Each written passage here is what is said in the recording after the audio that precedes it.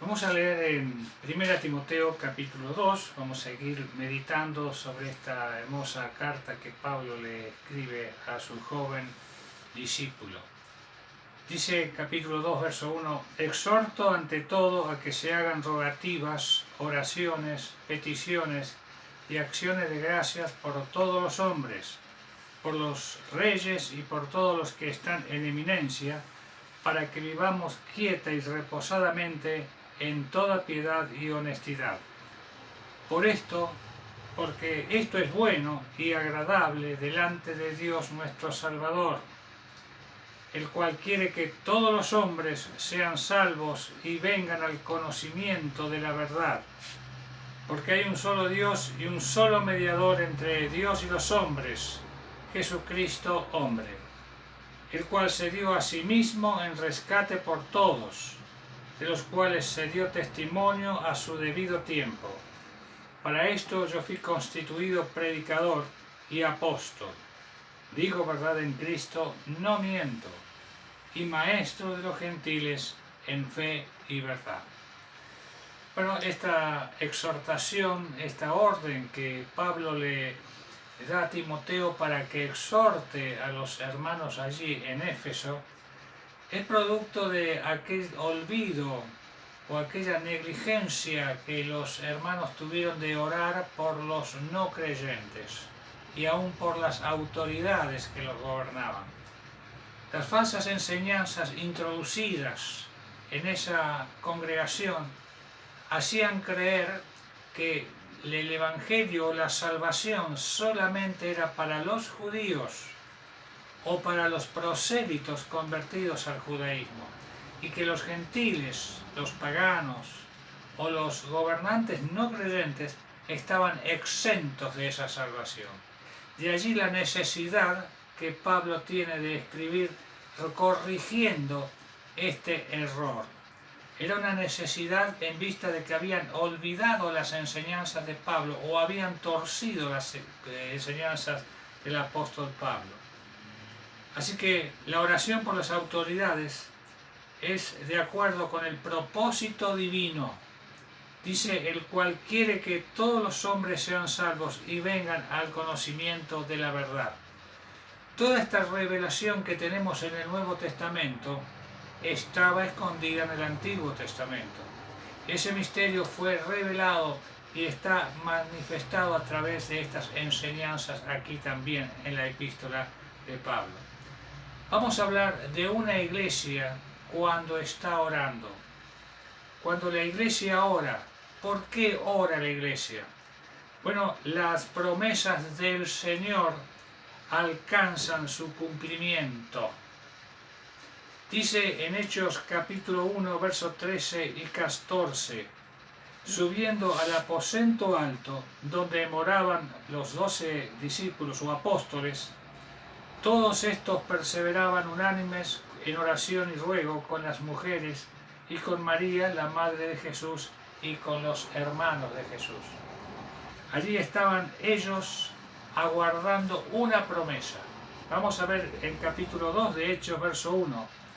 Cuando llegó el día de Pentecostés, estaban todos unánimes juntos, y de repente vino del cielo un estruendo como de un viento recio que soplaba, el cual llenó toda la casa donde estaban sentados.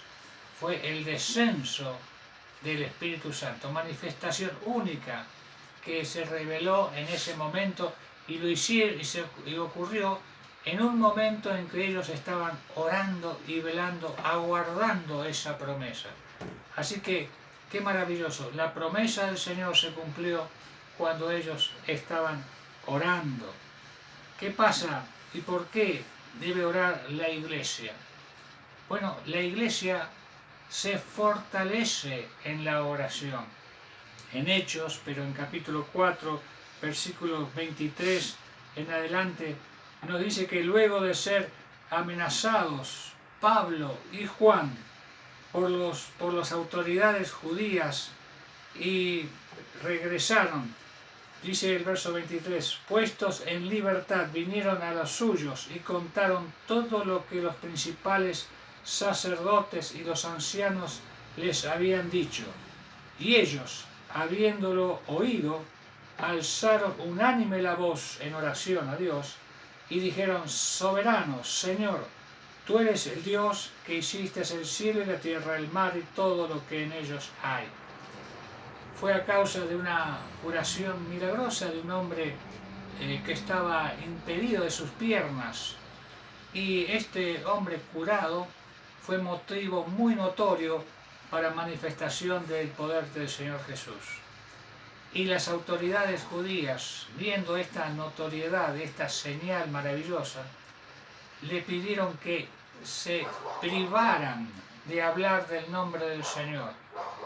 Pero ellos no hicieron caso a eso, sino que con más denuedo, dice las Escrituras, hablaban en el nombre del Señor.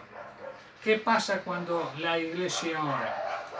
Dice que la exhortación comprende lo siguiente: que la obra del Señor prospera.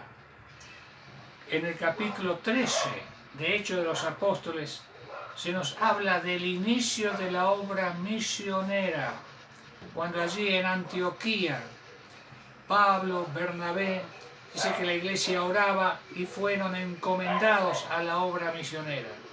Hermanos, cuando la iglesia ora, el evangelio se extiende, se expande.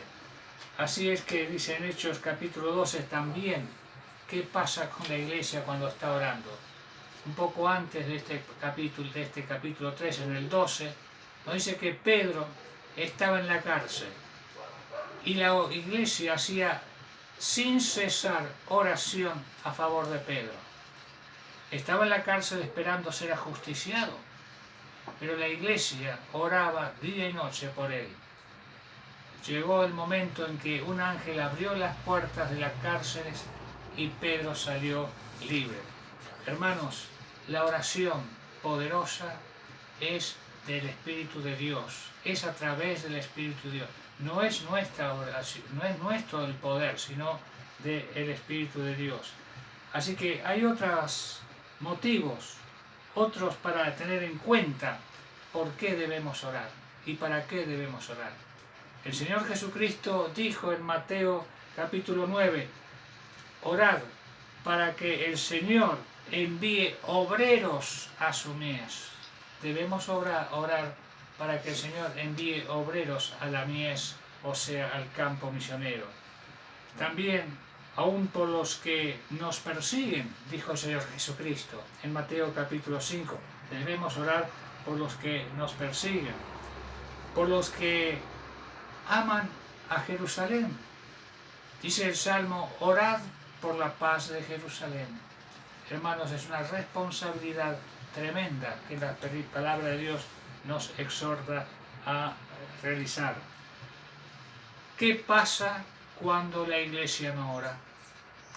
¿Qué pasa cuando tú y yo no oramos? En primer lugar, los predicadores no tendrán la palabra de Dios. En segundo lugar, los perdidos no serán alcanzados para el Señor. El Espíritu Santo no los va a redarguir. La falta de oración de la iglesia va a permitir que muchos se pierdan. Es importante la lectura, la oración. ¿Por qué? Porque son el canal que nos comunica con el cielo mismo en forma inmediata. Cuando tú y yo no oramos, la juventud se pierde, la iglesia se enfría, los hermanos se apartan y el propósito de Dios no se cumple.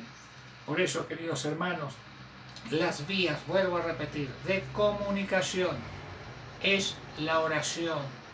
La oración es el medio que Dios nos ha dado juntamente con su palabra para comunicarnos, recibir la enseñanza y al mismo tiempo otorgarnos el privilegio de la intercesión ante las necesidades y la extensión de su palabra en esta tierra. Así que busquemos pues este medio tan al alcance de cada uno de nosotros, para así ser aceptos delante de Dios, cumpliendo con este mandamiento, que Dios lo ha dado a través de sus apóstoles. Exhorto, pido, ruego, que sin cesar, como dice Pablo escribiendo a los tesalonicenses, oremos sin cesar, dando gracias a Dios en todo. Y al final de esa carta de Primera Tesalonicenses, Pablo tuvo que decir, orad también por nosotros. Que el Señor les bendiga.